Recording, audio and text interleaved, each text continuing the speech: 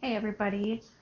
So it's been a hot minute since I've been on here for a little bit, being live, but I was on here not so long ago, excuse me, talking about a book that I was recently um, had been given the name to read, and it is called, I gotta remember, it's called The Universe Has Your Back, and it's by Gabby Bernstein. And I will tell you, it is a super, I don't know what it's like in paperback, but I would assume that it's a pretty small book. I listen to it on Spotify because with my premium, I get it for free for the month. Um, but I gotta tell you, it has been a book. I started listening to it while I was on the treadmill in the morning, and I had to stop that because there were so many things that she was saying in a small amount of time that I wanted to write down, and that's what I've got here. I wanted to write down so many things that were coming to my mind and things that really resonated with me. And so, as I come to you from a comfy chair yet again, and on a day that is all about me being centered, being present, being true to my authenticity, and trying to be still, whatever that looks like and feels like for me. I really had some epiphanies, so I wanted to come in here and share those with you because I really do believe sharing is caring. And so, one of the things that really, right now, so many things in the world seem heavy and maybe dark. I can tell you where I live right now, we have this false sense of spring that came earlier this week, and we're back to cooler temperatures and things like that. But with that being said, the cooler temperatures, we really hope we get some rain because the weather has not, we are in a drought and we desperately need the rain. And so it really got me thinking about part of this book, and it is choosing love, coming from a place of love. I will say that I don't, I didn't necessarily always want to admit it, but much of my life has been about being centered in fear.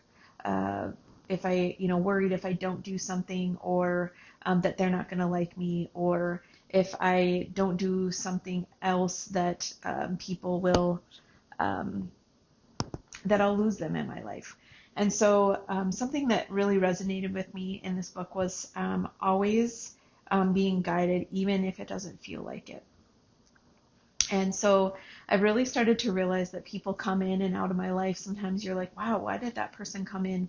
And taking the understanding that it really is God having a hand in it, whether you believe it's God or another higher power, the universe, whatever, that He never leaves you alone. There's always a method to the madness, so to speak. And so some of the things that really resonated with me is, all these times that I've been so worried about things, and or maybe there's been something that's been on my heart, and um, I just don't want to feel it, and I don't want to. I talk about. I wrote it even on a post-it note in my office that I didn't want to feel it and I didn't want to deal with it. And now, and I've been saying it ever since we lost Gracie, is that I probably from the first 24 hours I knew that I was supposed to. We had to go through it. Like the Brown Bear book. You can't go under it, over it, around it. You have to go through it. And I truly understand the meaning of that now, and I'm still in the process of understanding that. But in order to heal it, we have to feel it. And that's something that Gabby talks about in her book. That um, if something's going on, um, we can push it down, but it's going to come up. And she calls these universal assignments. So if it comes into your life at that time and you don't feel like, or you don't want to deal with it, and or you don't feel like you have the skill set, and you push it down or say I'll deal with that later, it will come back because you're supposed to go through that assignment from God. And so I just really wanted to come on here and remind ourselves that that coming from a place of love and honoring our feelings, showing ourselves grace and giving us that time and space to feel those feelings. I think sometimes that because social media or even expectations in our family, friends, society, social connections, we think that we're supposed to be on and feeling good at all times, and that's not reality. But also, it's a whole nother thing if we're feeling like we're down and out all the time. And so, something that has really been helpful for me, I always thought I was supposed to do it on my own, not ask for help, whether it's from God or friends, family, other people that I could rely on in my life, and even myself saying, you know what, it's okay to not um, to push through this right now. This could be done in 2 sessions, whether that means like cleaning my house or talking through something with my husband or addressing something with someone else, whether it's work or something like that. Um, I think sometimes we are our own worst enemies, and we just think that we are stuck and that nothing's going to get better. And so I, I'm asking you to um, stop for a moment and just choose love. It doesn't mean that it has to be all rainbow and sunshine, but what is something that you truly love or that has brought you joy today? And and I want that to sit with you and resonate with you. I think most of my life I've been running from being still, and I have really started to find that I actually enjoy being alone. I actually enjoy the time that I have to myself. I think sometimes we think that if we even admit that or tell other people that we have time for ourselves, that means that we're selfish and we're not doing enough for others.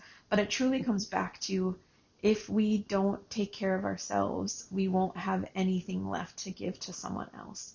And I just recently saw a meme or a post from someone else, where you talk about, is my glass half empty, half full, and or my cup, is it half empty, half full? And what resonated with me is that I am grateful to have a cup. And so just really thinking that sometimes when we think we can't even go deeper or go down to another level of how or what we could be grateful for.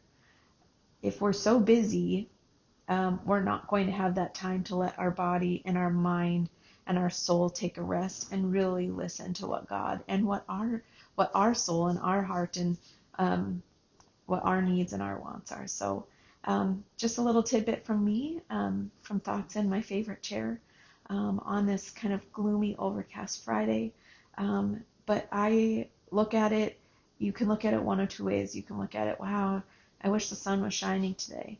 And but I'm thinking about it in the way that, you know what, today was a great reminder of me to take things slower, sit down, journal for myself, make a list of things that I am grateful for, and be mindful of the things and the people that I have in my life. I'll be honest, earlier today, as I was putting clothes away, I thought of my girl.